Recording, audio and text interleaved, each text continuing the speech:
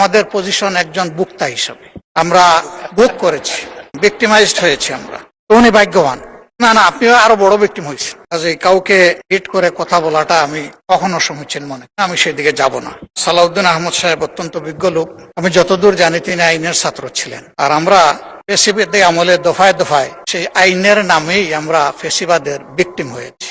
তার পজিশন একজন জ্ঞানী মানুষ হিসাবে, আর আমাদের পজিশন একজন বক্তা হিসাবে আমরা ভোগ করেছি, ভিক্টিমাইজড হয়েছি আমরা। তো উনি ভাগ্যবান।